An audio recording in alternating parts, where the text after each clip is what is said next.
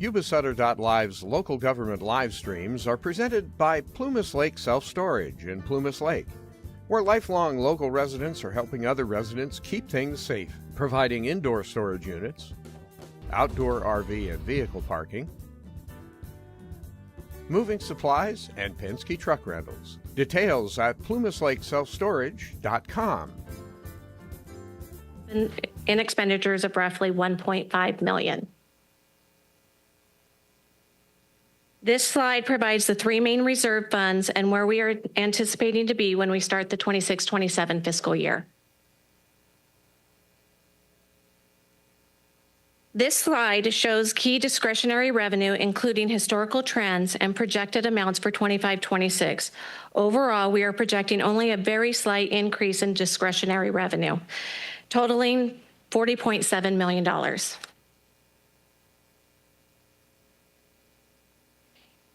Here's a look at the 25-26 budget versus our projections by departments. So far, all departments are on track to come in under budget.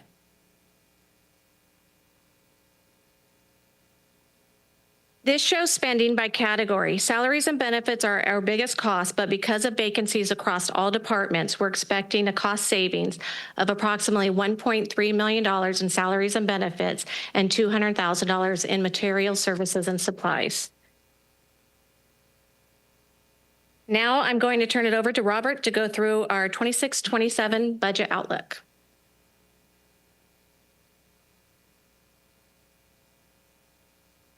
Good afternoon, Robert Bendorf, City Manager. And before we close out the mid-year review, did your council have any questions on that portion of it? And I would add to that before those comments that, roughly our citywide budget's about $126 million, roughly. $62 million of that is your general fund budget. And then it's made up of through the different departments. And we'll get into some different allocation items here. It's not meeting yet. So through your invitation to take a look at the mid-year, can you go back to the slide right before? Yeah, sure. This one here? Yep. Yeah. So any specific questions on that, Mayor? No. How about one more? I just want to highlight and thank staff because I know darn well how difficult this stuff can be to pivot and adjust somewhat on the fly. So I didn't want to go over too quick on that and just wanted, at least for me, to acknowledge the effort that's being put forth so far this mid-year in addressing what we foresee as a continuing challenge for the budget. And I invite my colleagues to echo in on that as well. I mean, that's pretty substantial work right there. Right. And I think, Mayor, that when you add to this that you've gone through 3 significant rounds of cost reductions already that your department heads and all of us fairly new are faced with. So not only did they come into this budget year with some significant expenditure reductions that impacted their operations, they're also doing it now during the course of the fiscal year. And you can see they're watching what they're spending very closely, and hopefully we can save a little bit at the end of the year applied to that deficit. So they're doing a great job, actually.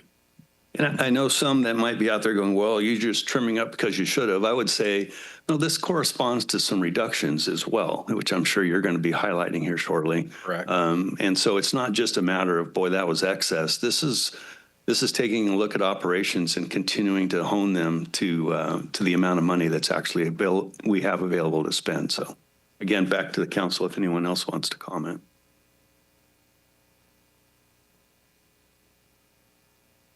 Okay.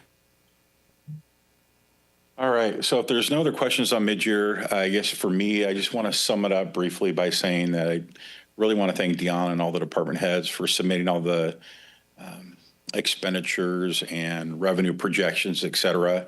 And again, it's not an exact science. You'll see a lot of those words in there, projections, right? So it could go up or down a little bit, but this is the best what we have to work with after looking at it, in January and February after the first 6 months. But obviously it takes a little while to not really close those books, to close out that 6 months, if you will. We're not overspending. I'll just leave it at that. Revenues aren't projected to come in way higher, but they're not expected to come in lower. We'll see how it all shakes out in the wash, but we're fairly much on track. So one of the things that we added to the mid-year review that your council requested as part of the bigger budget analysis and outlook is really the outlook of the upcoming year. And you're thinking, geez, why are you doing it now? You're providing estimates for the current fiscal year that you think may happen, most likely, or may not. But then we're taking it out even a year further for next year. And I can tell you that it's important that you all hear this and see it and recognize that department heads just aren't sitting there saying, hey, how can we be more efficient, more economical? And they're doing that. Part of the problem is we've gotten to the point where the deficit is significant enough to where the reductions are really causing some severe operational issues, as well as programs that can be offered or not offered. And I'll walk you some of that detail. I'll be presenting today the entirety of what we have for you, but all the department heads are here, and I encourage you to ask them questions about specific impacts, et cetera. But we had our department head meeting. I drew the short straw, so here I am. Off we go. So your citywide revenue, when it's, say, general fund discretionary, things like your property tax and your sales tax, that your council has complete discretion how you want to spend it. You could give it all to human resources. You can give it all to the fire department. You can give it all to the police department or public works if you want. But then obviously you wouldn't have any money to provide for operations in these other departments. But the reason we prepared this slide is to give you an idea when you see some of the proposed reductions from departments for the 26-27 year, you get an idea of what percentage of that discretionary general fund revenue that they get. So out of roughly 40 million, we'll call it 41 million, the majority of it goes to public safety and then community services. So if you see right there, it's about close to 80% of your discretionary revenue is provided to public safety. I'm going to tell you, based upon my experience, that that is not out of the norm. Sometimes they range high 60s, mid 60s, 70s, et cetera. But your council is very clear, and you look at the historical representation too, that public safety is a top priority for your council. And then, of course, community services as well. That's recreation, parks. But your city contributes quite a bit of general fund revenue into those programs. And then you see the remainder. And when we're looking at the remainder, when you see admin and finance and HR, it's about 8.85%. So that covers some very critical services, because without HR, without IT that we touch every day, these are all things that we're providing for those regular general fund departments as well as non-general fund departments. So those are big operations. If you just take customer service, for instance, they're receiving money from customers daily by phone, in person, and a lot of it's for non-general fund operations that are very critical. So roughly about $4 million of general fund revenue is needed to stand up legal, finance, IT, HR. So it's spread amongst those 5 departments. So where did we start? So if you recall, we started this budget year, as we talked about in the workshop in May and we talked about in June, that we had about $6.2 million structural deficit in your general fund. We decided to recommend to you, and your council eventually adopted, a budget for the upcoming year that really used one-time revenues to shore up this budget. Hence the $6.2 million. We use reserves or one-time funding to primarily do that, but we also cut costs as well. The deficit was much larger, but we used that. So going into this year, we know the structural deficit's there of 6.2. And then for general fund cost increases for the upcoming year, we're estimating about 1.5. I will tell you this on the conservative side. It may be less than that, maybe half that, it may be 3/4 that. We just don't know until we get information related to health insurance, PERS costs, et cetera, because those all build up.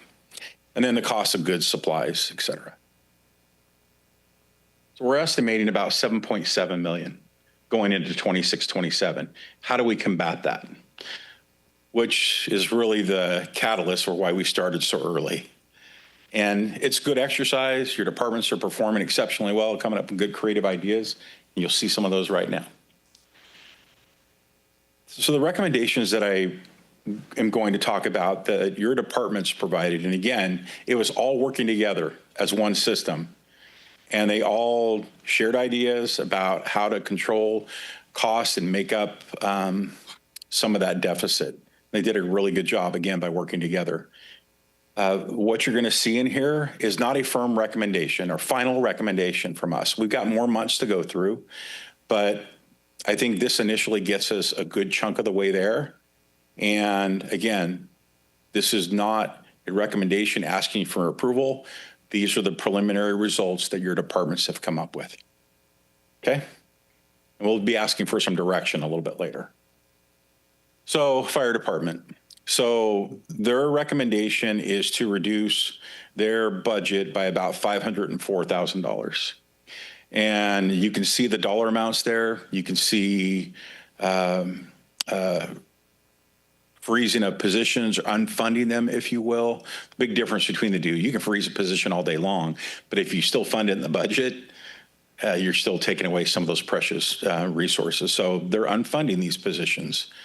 And then you see the other areas where they are going to take some money away, but they can still get the job done. Now, the impacts associated with those $500,000 reductions, you can see there. And I'm not going to read all of them, but there are certainly impacts with fire department coming forward with these recommendations. So I'm going to go through a couple of these by department, then I'm going to pause to see if there's any questions about those departments, or if we can just keep going. So then we go to the police department. They have, not that they have any room in their budget more than the fire department, it's just that the general fund contribution that goes to police, we asked them to come close to a target, a little bit more than $1 million, but they came in very well, rated about $1 million, with some operational solutions, particularly with unfunding positions. Now, what does that mean? Net 5 operational savings, as you know, that's being transitioned. Right now, it'll offer a little bit of savings, some additional revenue that they're looking at, about $105,000. So what does it mean for Chief Runyon and his operation? Less coverage for certain calls. Traffic unit would have less enforcement. And you'll see 15 total positions unfunded in the PD compared to last year. That's really big. That should be a wake-up call to everyone, that we just don't have the resources needed. People always say, well, you have to do, more with less, right? And we're doing less with less. Make that very clear. And if there was new revenue that came in to the city, making up for not only those frozen positions in fire and unfunded, and those unfunded frozen positions in police, if new revenue came in just to restore departments back up, I can't even begin to tell you. I would estimate it's probably in the 8 to 10 million, if not more, to restore those to where we should be, not with a bunch of extra. Development services. So development services doesn't have much in the way of general fund contribution.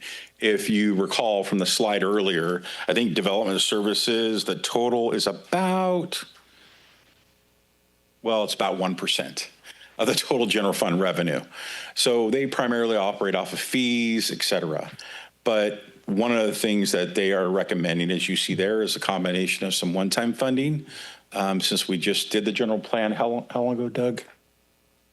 January, yeah. So anyway, so you'll see some funding that's moved to help mitigate some of those cost increases and lower the general fund contribution for development services. No positions impacted here. Public Works. So a little unique in that, again, the contribution for Public Works out of your general fund contribution is roughly about $500,000. but you know its operation is tens of millions. And it's primarily road funding and grants and other types of things. It's a little layout of Public Works' department there of what they're responsible for. So they have everything from engineering, facilities, fleet maintenance, and street maintenance. And 1% of your general fund. Discretionary revenue. Or I'm sorry, not 1%. It is, 1.11%. So again, to do those jobs appropriately, particularly in facilities maintenance and street maintenance, obviously it takes a lot more than that and what we receive in our indirect non-general fund revenue. So Josh has put together a recommendation to reduce the general fund savings by about $200,000. And remember, they receive about total about $500,000. And this is almost half of that. But here are some solutions that he has. Again, I won't read them all to you, but freezing a custodial position, some reductions in fleet, and anyway, you can see what the projections are and some of the projects that they're delaying a little bit.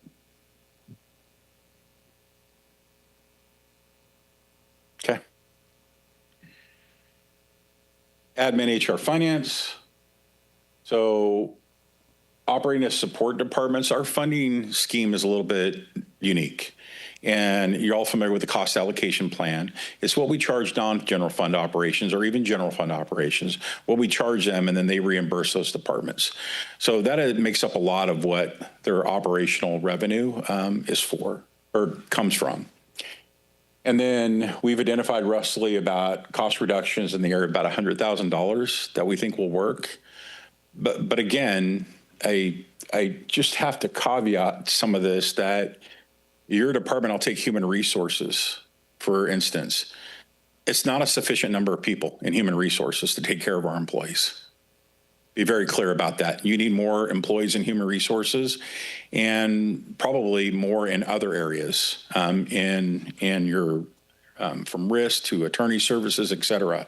And we're always butting up against that line and sometimes going over depending on how busy your year is, what unique circumstances have arisen, and it's challenging sometimes because, again, we're at the core of providing the support, and especially when you look at, IT as well, which is every day something changes. Utilities. So the utilities, the receivers of, I think it's zero general fund dollars, right? So they operate basically off of users' fees, utility bills for water, wastewater, et cetera. And we wanted to include them. While it doesn't quite affect the general fund, it can have a significant impact on the general fund. And what we mean by that is just take the, how about the new outfall diffuser? That's a popular one.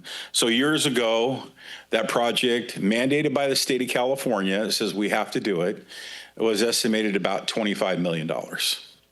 Then that estimate was revised a year or two later, and it was estimated to be about $41 million. Today's costs, and we're going forward with, you'll see in the next month, the respective rate adjustments that need to be done on a regular basis.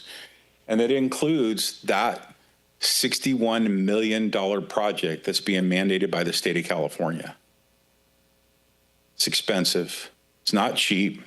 Does that impact the general fund? In an indirect way, of course it does. So, but we're pulling every type of solution possible to make sure that we can afford this outfall diffuser.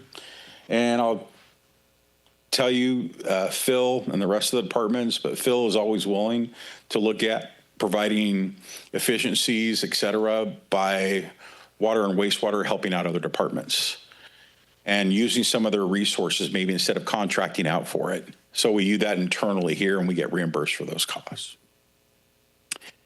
The grit classifier, I'm not even going to attempt to say what it does, but I know it separates stuff that shouldn't go into the remediation area of wastewater. How's that? Cough grounds, things like that. So these things happen. So I get notified, I think it was, I don't know, about 2 months ago, Phil, give or take, that all of a sudden our grit classifier down it's going. And it's not working. This is really important to not jam up other systems that we have in our multi-million-dollar facility out there, more than just multi-million. But that was $130,000, not planned for, that we had to make a purchase right away to get that moving, because without it, it really causes a lot of issues with wastewater operations. So they're always working on water supply resilience. And again, may not be directly tied to the amount of general fund money that the city could allocate, but it could have a direct impact in case things go wrong with those and we don't provide the proper funding through rates or whatever it may be. So thought it was important to include utilities here as well. Community services. It's hard for me to say, when you look at the numbers of how many people participate in our recreation programs, how much, I mean, it's not hard to say, it's obvious how much we subsidize recreation services. But there comes a time for evaluation of those things, and Ann has just done a great job. I'm just privileged I get a chance to work with her, because she's looking at all of that and saying, hey, what programs, you've heard me say what the juice is worth the squeeze. Some programs may only have 18 or 19 or 20 kids, but the city's providing the funding for those programs, but it comes out to be a lot per child. And it's very challenging when you put all that money into one for just a few children. We've got other programs of 600 plus or thousands in our swim programs. Also very sensitive to the idea about GAP. GAP is an important part of the city. It is a great place, but it's a regional facility as well. We serve kids from all over Yuba and Sutter counties, and I think even beyond. Swim teams practice there, et cetera. I was a little disheartened, I think, when I heard some talk amongst folks that outside of City Hall, that the gap was closing and they weren't going to have a swim anymore, and it was a bad thing, and it started getting this groundswell when we certainly discussed it, but nothing's in concrete until the council says it is.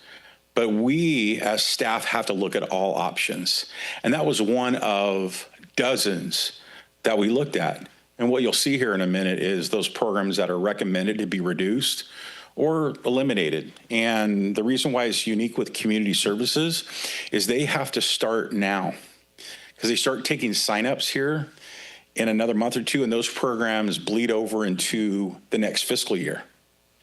So we need some of that general direction now on what we do. And, you know, when we do it, we think we've got wired, but you'll see what some of those programs are. Like I said, a little disappointed with GAP. That certainly isn't the recommendation, but sometimes people start talking about it and that creates its own narrative and off it goes. But show you where we're at. So the reductions, again, this is about over $4 million that your council allocates in discretionary general fund revenue to our community services department, which primarily covers parks and the recreation programming. Those are their primary functions. So Ann has put forward cost savings scenario here where there's some additional revenue and recreation reductions and parks reductions, and you'll see what those are here in just a second, but it totals close to 1.3 million. As a saving to your general fund operations. So what happens with this? This is the one department that does have some reallocation of jobs involved, but also potential reduction in our workforce.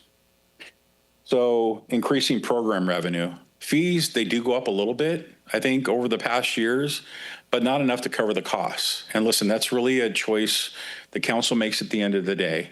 If we want to subsidize these activities as a city, or we want to encourage them to seek, private football or flag football or other programs, I'm just using those as an example.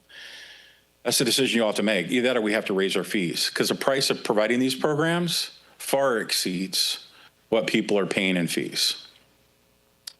So Ann's got some more information with specifically what those would be, but if the general direction is to proceed along this route with this recommendation, we would come back to you with those fee adjustments.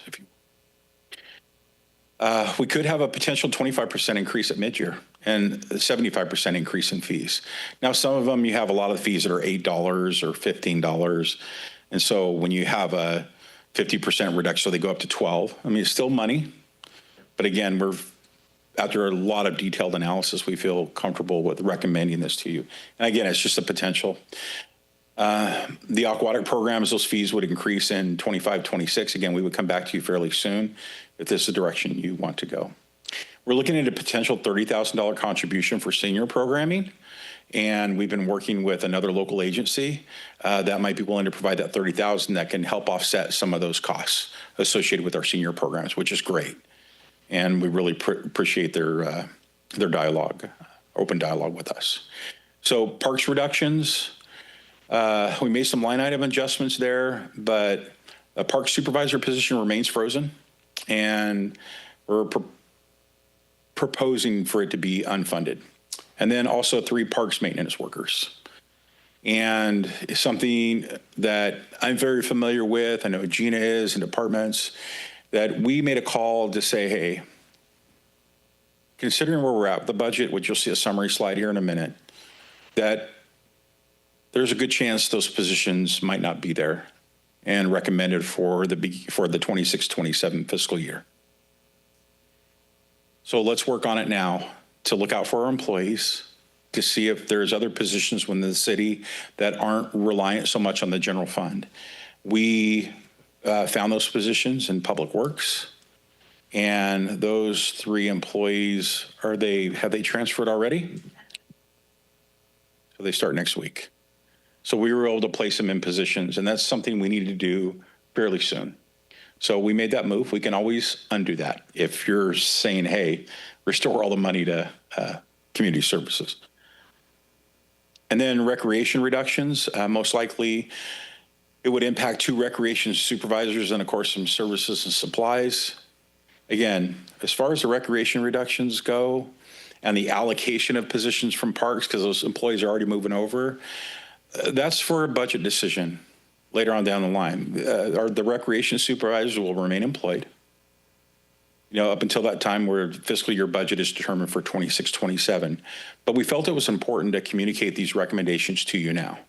And we've already met. Again, the approach by your department heads is just, it's kind, but it's also thoughtful and best interest of the city, but more importantly, the best interest of our employees.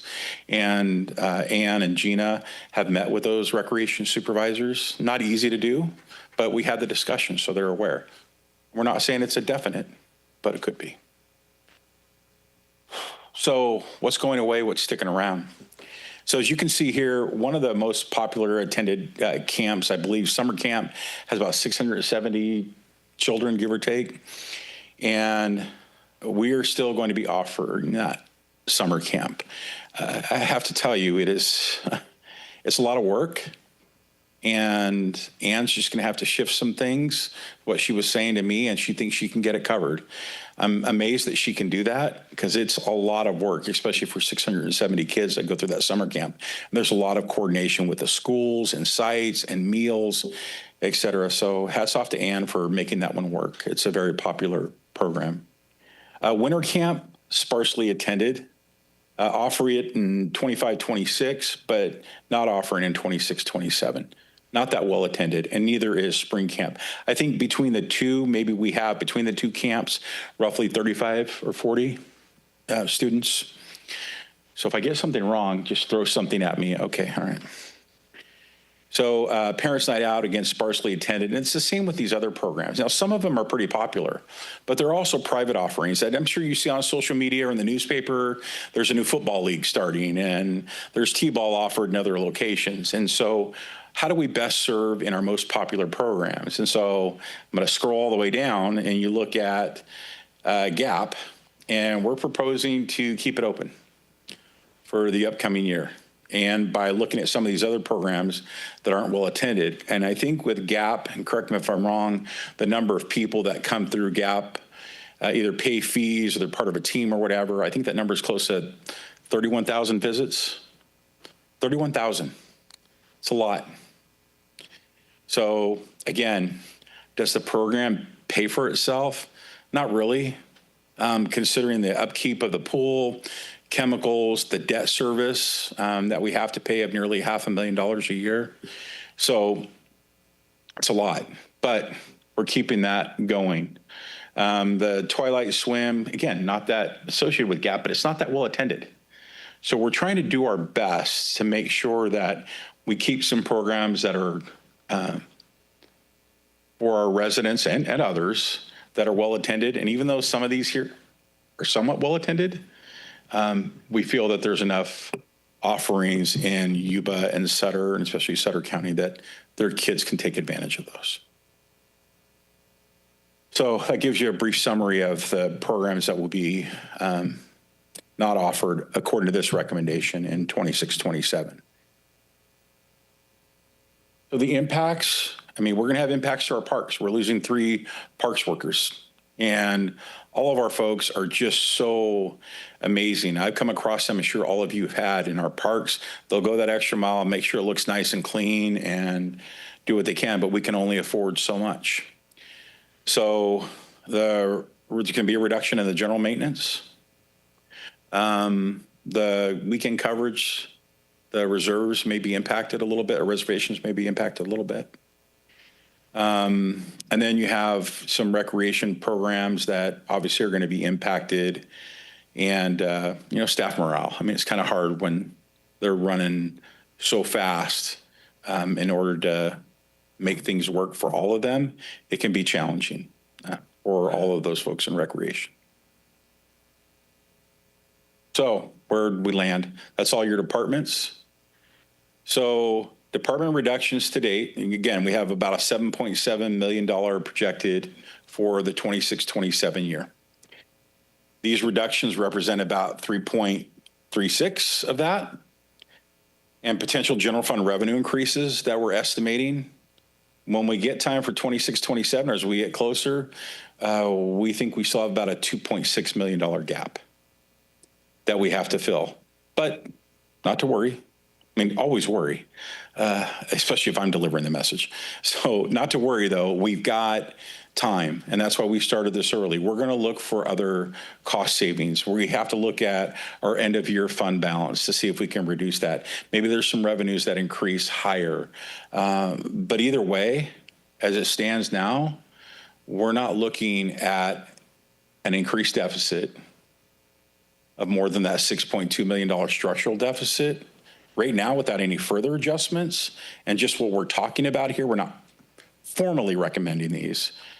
We'd have to make up a gap of about 2.6, a lot better than 6.2.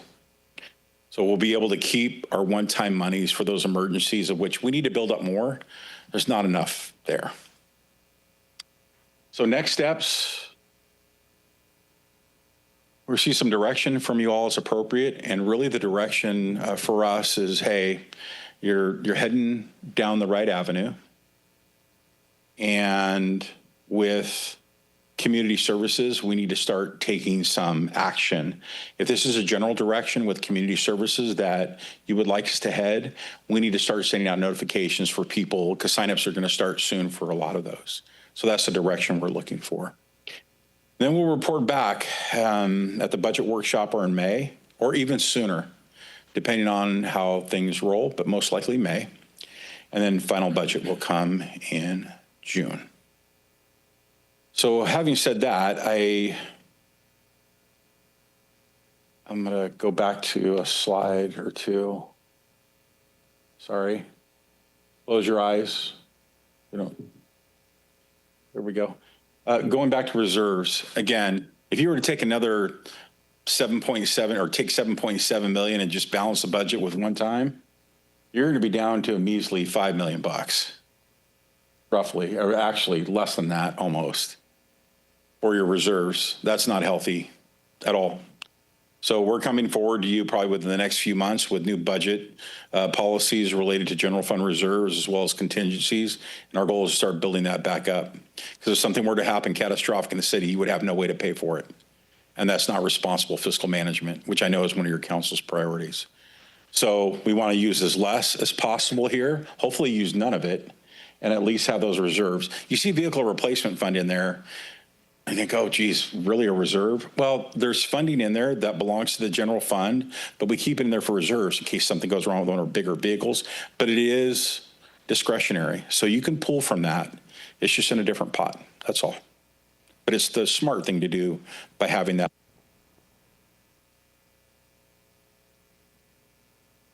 The light turned off. It's back on. So having said that, I am more than happy to entertain any questions. We have all the department heads here and can answer any questions regarding their initial recommendations of how we start closing that gap. All right. Fellow council members.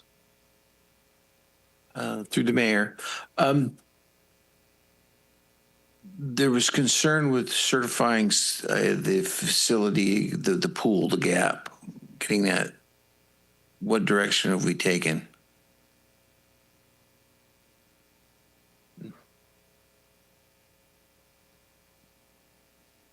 Yes. Oh, the slide?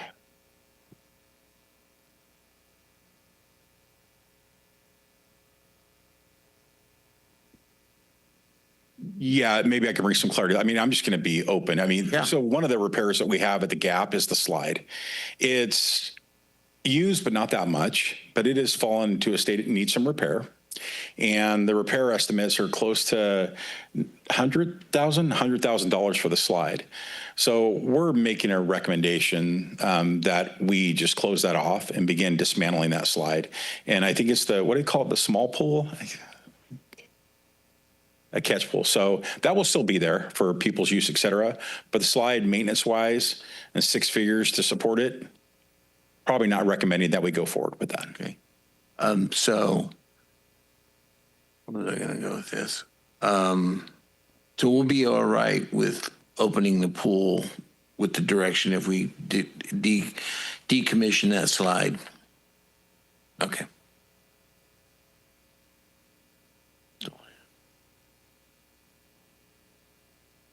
Thank you, Mr. Vice Mayor. Through the mayor. Please. First of all, I want to say thank you to our leadership and our executive team. This is kind of like deja vu from a year ago, sitting here listening to these, and the priorities that we kind of set out a year ago. You guys have embraced that, and really to kind of get us where we're heading and where we're at today. One of the things is taking care of our team. I remember over at, where were we at? Veterans Hall, I think it was. And I remember making the comment that, you know, we want to get through this and carry all of our team members with us, but you may be over here today and you may be over there tomorrow in a different department. And looking at that tells me that we're keeping our team at the forefront. It's not an easy process. And I, first of all, thank you guys for everything you're doing in this, because this is not an easy process. When we look at the numbers and the reductions, the other thing we talked about a year ago was, and I said it, is, I'm tired of coming to our team and going, just do more with less. Oh, by the way, now let's do more with less. And we've done that for 20 years across the nation in every job there is. We needed to rethink and decide what services we're going to do and what will we be able to do very well. So my question to our E-team and to you, Robert, is with what you're proposing, do you really think that we're focusing in on providing the vital services that we need to provide to our residents, the people that call Yuba City home, and we're going to be able to do those at the best level that we can given the circumstances. I know it's not optimal because, quite honestly, if we looked across the board to get everything where we need to, I know, Robert, you talked about $8 million, but I think that was just for public safety. If we brought everything in the city up to what we needed to be servicing, you're probably in excess of $20 million to get, across all departments. Yes, I mean, I think you're spot on. It's about, I would say roughly close to 10 million or so that would restore department functions that are not there anymore and assist with roads a little bit, but not very much. I mean, it's going to just keep them functioning. It's not going to say, hey, you're going to get new money for outlay. And so, but to get us where we need to be as a city, considering our population and things that we have to maintain and operate, Councilmember Shaw, I'd say you're close. Yeah. I'd say closer to 20 million to get things moving in the right direction. Right. So back to the question, I don't know who wants to answer if it's just a collective, but I know what I'm sensing out of the thing, but I really want the public to hear it, and I want to give you guys the opportunity. With what's proposed, is this really focusing on the deliverables that we think we can do and do the best of our ability given the constraints we have?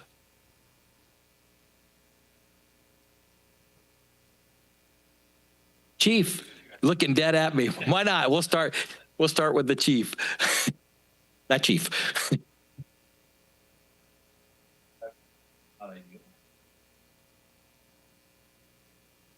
Oh, she's bringing one out. Well, yeah, they're all sitting so close together they can pass it amongst. Thank you, Vanna. Can you hear me now? Okay. Yes. So you kind of described it, not ideal, but looking at this, like with our team, we can pull it off in fire with the recommendations that are on there. It'll be a challenge. There'll be demands that we're going to have to restructure, and that's kind of what I'm working on now with what is presented. How do I restructure to not put the load on any one single individual? And I do believe that I have a plan in place to make that work. Okay. You're all back there. You've got the mic now.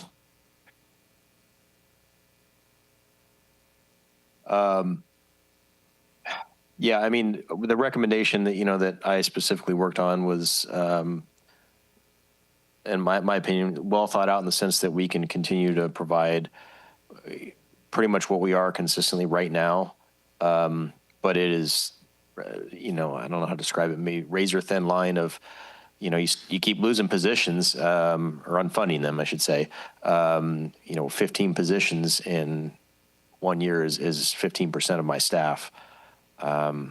It's just, you throw in injuries, things like that really, which is very common in our industry, it makes the line very tight. And you just don't want to let people feel, you don't want our staff to get burnt out, even though we're trying to reduce services where necessary. At the end of the day, when someone calls, we try to be there. That's always our goal. So it's a very tight line.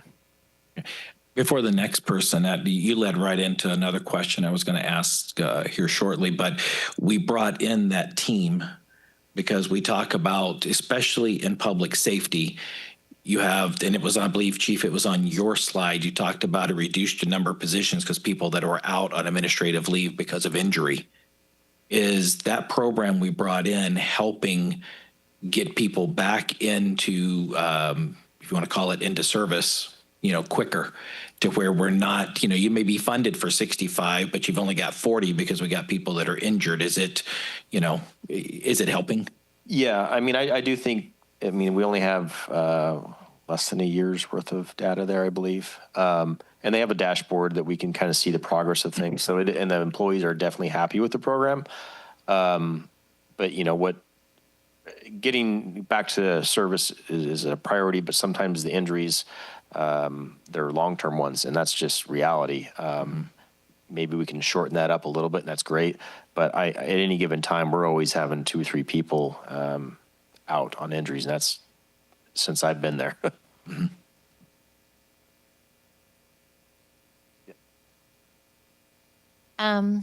So for community services, it's not a secret. It's going to be a bumpy ride for us.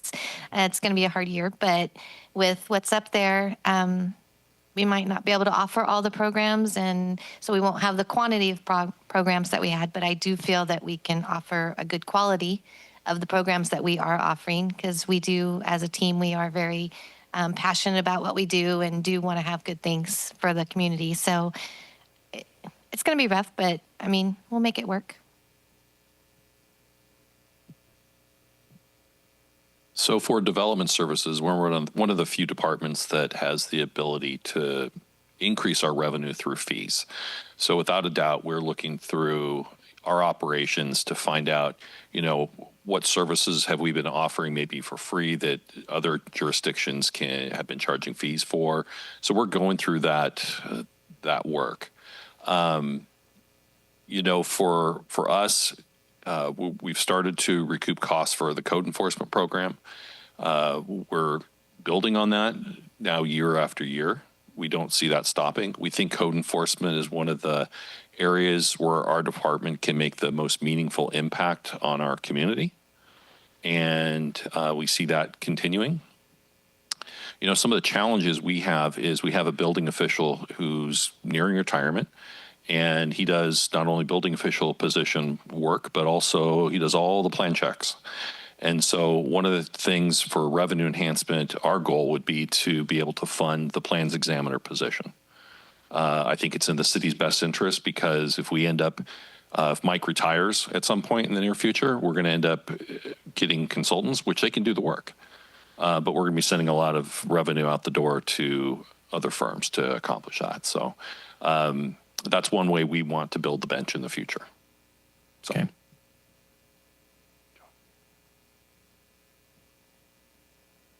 So Public Works is in a similar boat to development services, where we are primarily are funded through the general fund. But I guess there are 2 points I'd like to make. The 2 of the divisions that Public Works has that are primarily general funded are fleet maintenance and facilities maintenance, and both of those divisions primarily service the other divisions and departments throughout the city.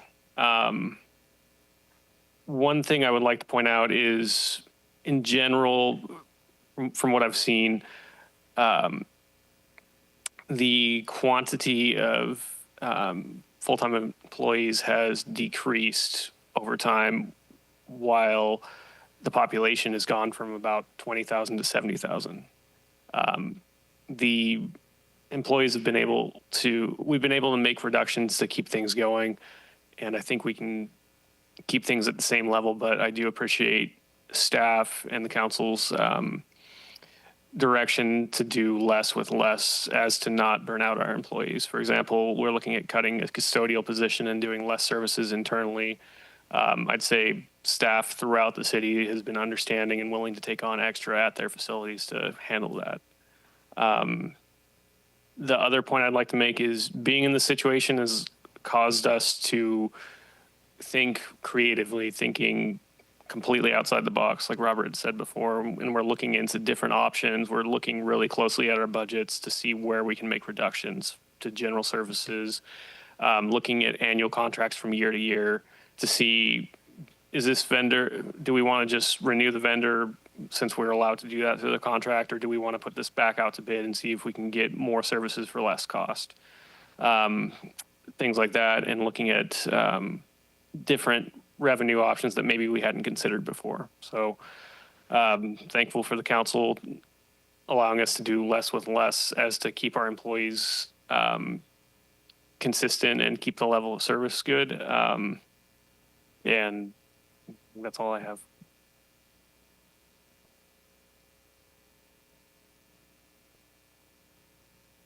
Well, if I may be frank, I don't know that city employees feel that they are doing less for less or with less. When I'm out there speaking with employees, I think that they are still experiencing the effects of previous cuts from previous years, when divisions were eliminated and positions were eliminated and other cuts were made. I think they feel like they're still being asked to do more with less staff. And you have a really good group of dedicated and committed and passionate employees who really care about the city and the residents and the community that we serve. And they're trying really hard to do everything that they can to do a great job for this organization. But I hear them feeling really frustrated. And I think that's going to continue, unfortunately. And then HR's challenge is how do we retain and recruit when we don't have the ability to pay wages that are at market or within some percentage of market.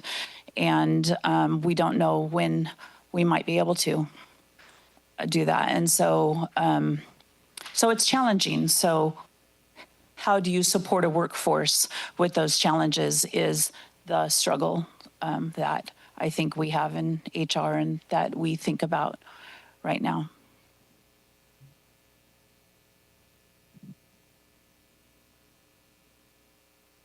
If you're on the executive team.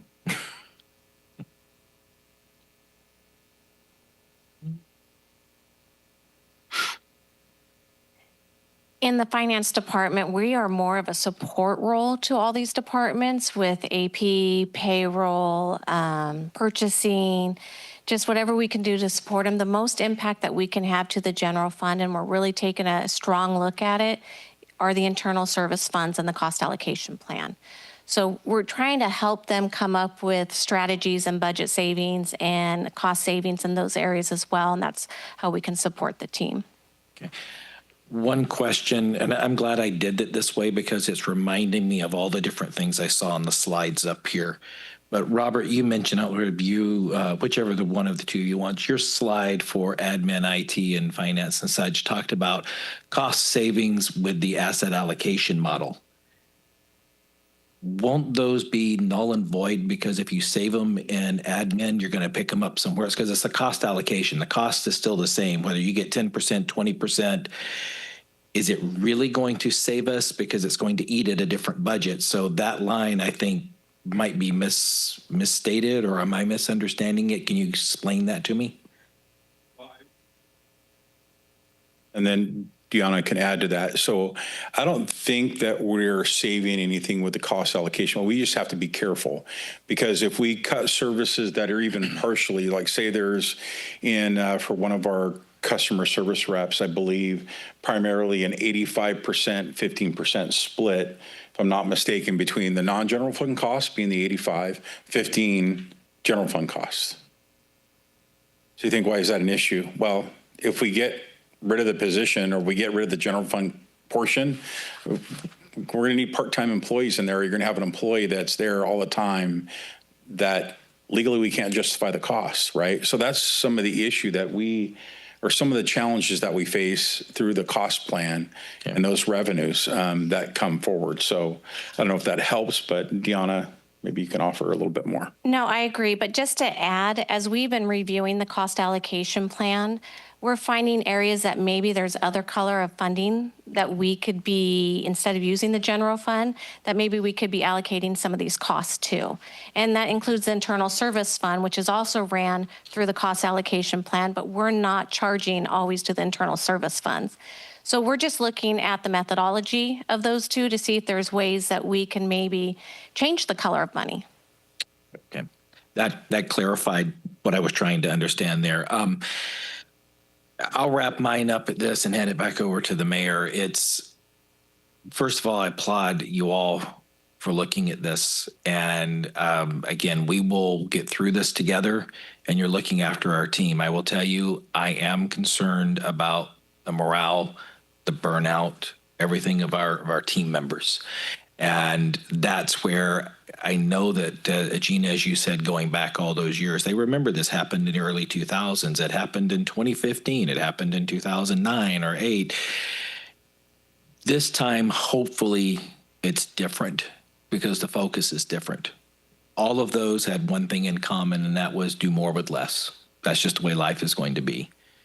And it sounds like you guys are focused on doing the best job we can with what we have, and protecting our team members. We don't need the burnout. It's not good for their mental health. It's not good for their safety, especially in the safety fields. I don't want a firefighter or a police officer out there dealing with the public and dealing with a tragedy and they're burnt out and exhausted. It's just a recipe for disaster, you know, and it is across all of our departments, but those are probably the two high profile. Just one of five, I will let you know the trust and faith I have in you, as I know that you have looked over all of this, is I stand behind the recommendations that you guys are bringing forward for a couple of things. Number one, I know we're a team. Number two, I know you're looking out for the city as a whole. And number three, I trust your judgment that each of you know what you're doing with your departments better than I do. So I just want to say thank you for your work. And that's all the questions I have, Mr. Mayor. Thank you. Thank you. Through the mayor. So thank you again to all of you. I feel like after I heard that you moved a couple of community service people into public works, it's that kind of stuff that makes me really proud to be on this team. And so thank you. It sounds like, if my math's correct, we took a 7.7 deficit down over 5 million. So I like how aggressive that is. It's impressive. But my feelings as I heard Robert talk was it seems like these guys need more. Like, you're being really modest and humble and working so hard. And that was confirmed to me after you all spoke. So I'm curious, and I don't want to discount all the work that's already been done, but at this rate, we could get out of these deficits and rebuild reserves so quickly in a matter of a few years. In terms of team morale and like trying to avoid burnout and things like that, would it be responsible to maybe slow down a little bit and give these guys, like HR, for example, police, it is really important. Maybe what Doug needs, you mentioned having to do consulting work versus hiring someone who can make things a lot more efficient. I would really be open to doing a little, maybe being just a tinge less aggressive so that our team can operate how they should be. Thank you. Anything else, or? Yeah. Thank you, Mayor. I'm being on the budget ad hoc for the last 2 years. I know I stressed the point that you know how to cut. You're really good at that. And I remember wanting your focus to be on revenue, and I hear that a lot from you now. So your mindsets are changing. The reality of it is citizens are going to have to realize that you're going to need to pay to play. And I am 100% behind all of you. If you can find a revenue source, take it. You will get this vote to take it. So that's probably the best thing I can support you with, is if you find an avenue that you can make money with, take it, use it. In another industry I was in many years ago, we brought in it was Bank Earnings International, and they did a sweeping review of our processes and how we operated. And we did less with less, and we're very efficient at it. And I think that might be a direction that we need to take in the future, is learn how to do less. I mean, you can't be all things to all people. I remember always seeing or having an analogy that if you went to Mervyn's and you wanted a Rolex, but they don't sell you a Rolex, that's okay. If you go to Needlessly Marked Up and you want a Timex and they don't sell a Timex, that's okay. You only can do what you can do with what you are designed to do. So, like I said, I will be supportive of you. If you can dig up revenue, I will be 100% behind you, and because you have done the work to cut to the bone, and unfortunately, that's the reality that's going to hit these citizens. That's just the state we live in, and economy and the such that we have to deal in. So, with that, I don't have anything else. Thank you, Mr. Vice Mayor. It's culture. I've always felt that culture is huge, and the city has a culture of, pretty desirous of full service. And the city's always, I think, at least since I've been here, which is now a long time, tried to embrace that and tried to be a full service city as it continued to grow from. When I got here at 17,000, I know it's less than that when Mike was around here, to it's 70,000+ now. And so there are two factions here for me that are concerning to me. Number one is our citizens are used to a level of service that we have been able to provide. And therefore, I think in some situations they demand that because they've become accustomed to it. Same thing with our workforce. They have always, in my opinion, since I've been associated with them, done a heck of a job with always, it seems, going back to the early 80s, less staff than comparable sized cities, trying to deliver more service so that they could compare with the others. And so now we have this sort of collision between the demand that's high out there, right? People feel like they deserve this, and I'm not saying that they don't deserve a good level of service, and then our ability to provide that. And to me, that is troublesome when you sit up here and you're trying to not only deliver what the public expects, that's our charge, but you're also looking at a workforce that is becoming increasingly burdened. And Gene, I appreciate your comments because, that's intuitively, that's what I've felt is that even though we can sit up here and say less with less, their internal motors and their internal brains are still pushing to deliver at a level that they're accustomed to. So I think that, one of the things that we need to try to figure out, again, is this culture thing is how do we address both cultures? The city needs to learn that, unfortunately, due to budgetary issues, some very much not in the control of Yuba City, many controlled by those 45 minutes down the road or even, across the nation. And so, it's to me, it's truing up and right sizing right now. But this other piece of the employees has always been a concern of mine because I also thought we always wanted to be an employer of choice. We wanted to get the best of the best. And I still have that feeling. I still want to get the best of the best because they have the capacity to perform. And I look out amongst the city workers and I feel like we do have a lot of the best, but that's going to be challenged. How did we get here? How did we get here with this budget deficit year over year for the last 2 or 3 years? Mike mentioned and appreciate the segues. I think you guys and we have done a decent job of controlling expenses, but unfortunately, those that we have to pay, sometimes we have no control over. And when you have exploding 21% inflation, CPI year, over the last 4 or 5 years, how do you keep pace with that? And that's been a challenge.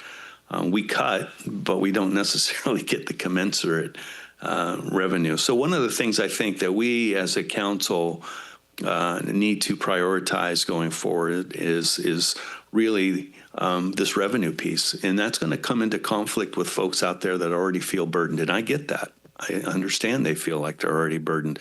But if balancing this desire for service with our ability to provide that service, that's going to be a key. Yeah, you know, I don't know that there's any magic wand that we can wave, but it's a training thing. Fully burdening, if you will, or fully costing those services that we're providing. And I know this is, you know, and to your department, this is something we've chatted about. You know, what's that going to do? There's a sweet spot when you price yourself out of being able to provide, right? Too much and they don't come, too little and then you can't afford to do it. And so struggling, and we've had some great talks, and I look forward to having more of those. Public safety, yeah, always been, you know, measuring up, trying to figure out, you know, how do we provide this and that. And I look at the reductions that police and fire have done, and you know, those are things that sometimes the citizens don't even recognize, but they have great value.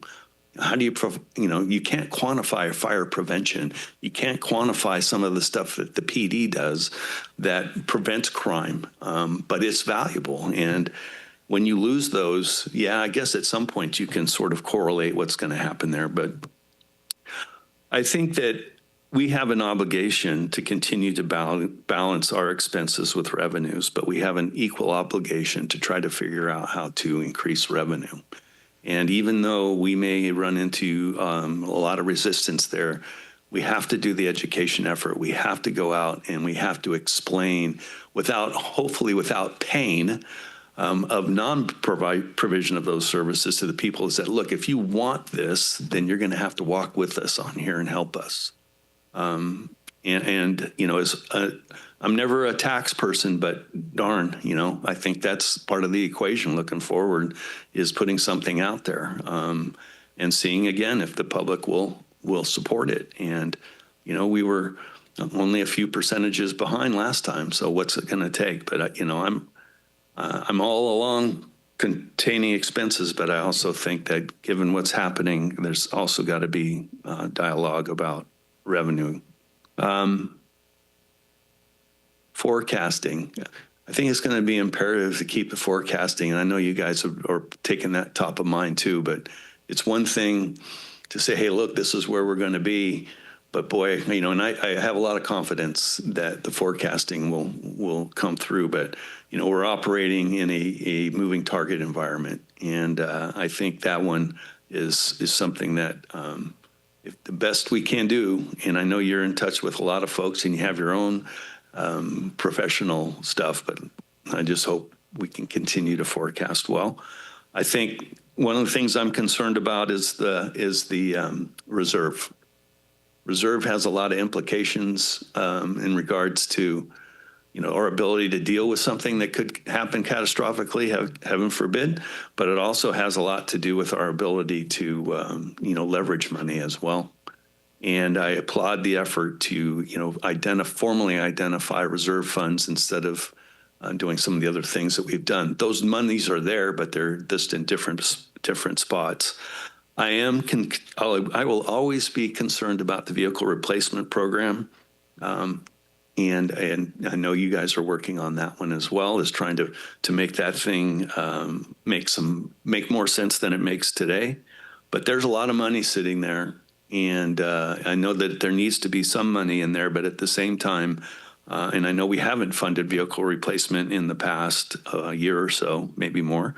But, you know, if it's just sitting there, is it really working for us? I know we get interest and all that other stuff, but when we're talking about reductions and we're talking about service stuff, we just need to be very careful about how we and how you talk to us about that vehicle replacement program and the reserves. I think as you look up here, and I think I can speak on behalf of all of us, I think you should feel, I hope your staffs feel how much we value what you've done. Some of you are thrust into new positions as department heads and are experiencing some of this for perhaps the first time. I know you've been associated with it in the past, but now it's on your watch. And it's not comfortable, but I'm impressed, super impressed.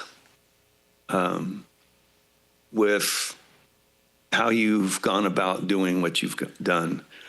We are not that much different. I think you all know that if you look up and down the state right now, there are a lot of cities, and this doesn't make it right, it's a fact. A lot of cities that are doing the same thing we're having to do right now, which is struggle with service delivery and revenue. And, my head hits the pillow at night. I'm confident that we have the right people in the right spots right now to do the best job that we can, given the circumstances that have been handed to us. I applaud you for that. It's not easy. It's not going to be pleasant. And I think it was Councilmember Shaw. We do have your back. We do get it. We've often tried to make sure that this council was treating the city's financial situations more like a business than just a pass-through, and I appreciate your efforts to do the same. With that, I think I've said enough. I really appreciate your comments. Really appreciate, Robert, the presentation. Really appreciate each and every one of you. I think really where we're at is you need some direction. I've heard Councilmember Shaw say he's supportive of what's been proposed as a direction. I think you're looking for more of that from all of us. I'm certainly there. I got 4 nodding heads. So, Mayor, yeah. Could I just add one more bit of information that just gets to show you how proud I know all of us sitting up here are of our team and our city? Because Mark, you talked about it up and down the state. We were at League of California Cities back in October, I think it was, and went to one of the sessions on finance and budget, trying to figure apples to apples. There was another city, I cannot remember the city's name, but it's over towards Santa Rosa area. It's not Santa Rosa, but it's in that area. Comparable city, roughly 75,000 in population. Their structural deficit was about 17 million. Providing no other services than like what we do. They didn't have anything that was thrown in there. It was a comparable comparison. So to that, I just wanted to throw that out there because you said we've done well and we're no different, but we have done well. So just a little bit of information. Appreciate that. So Mr. Bendor, if I turn it back to you, I believe you've got 4. I think I've got the direction. Plow ahead. Yes, sir. And I will tell you this much. This group over here is a unique group, and they're resolving this together. They're not just running back to their departments trying to figure out how they can do it within their department, but they're all meeting together, talking together. They're engaged in discussions with Deanna and I on the overall fiscal health of the city.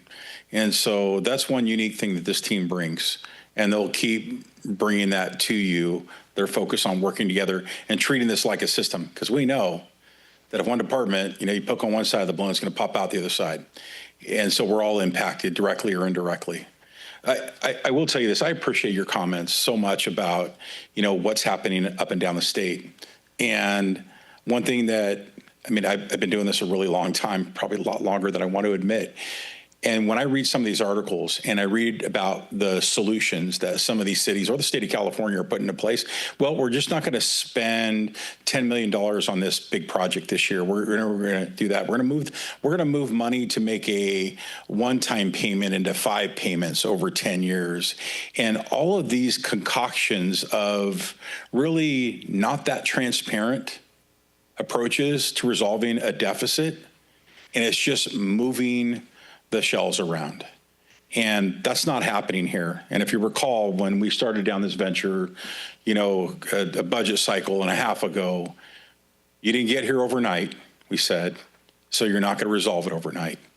But it's making real reductions, real next steps that make the difference. They're not pretty, and we don't want to make them, but it's what needs to happen.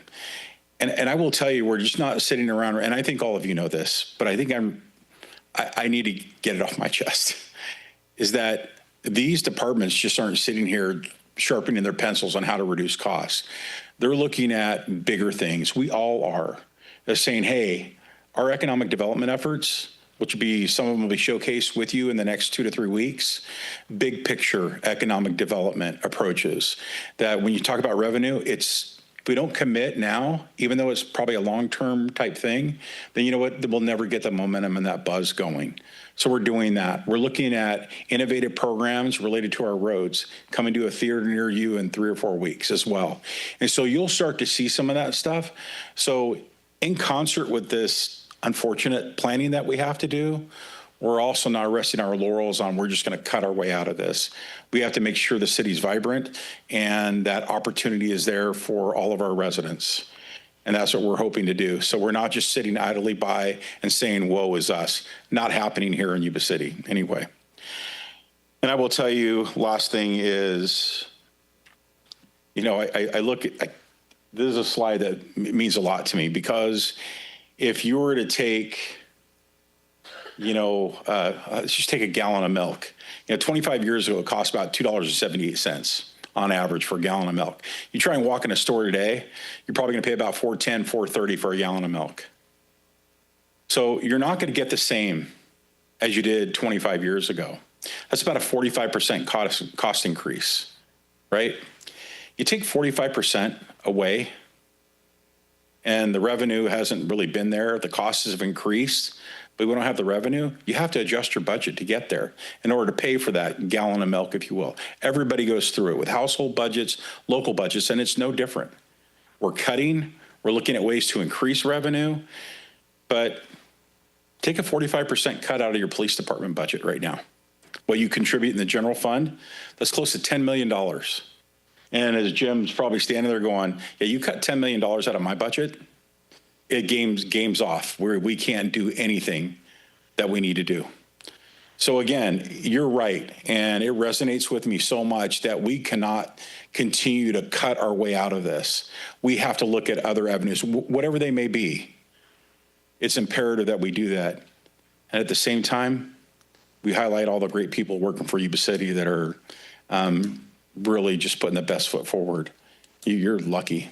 I'm lucky to be part of it, but you're lucky to be the city council here for this group and all of your staff. They're making it work, and it's not easy. So I appreciate the direction from your council, the questions and the comments, and we'll just keep at it, and you'll hear more from us soon. And hopefully we'll have, you know, better news as we go forward with the budget process for the next year. Thanks. Final comments? Hearing none, workshop adjourned. Recording. Yuba-Sutter.LIVE's local government live streams are presented by Plumas Lake Self-Storage in Plumas Lake, where lifelong local residents are helping other residents keep things safe, providing indoor storage units, outdoor RV and vehicle parking, moving supplies, and Penske truck rentals. Details at plumaslakeselfstorage.com.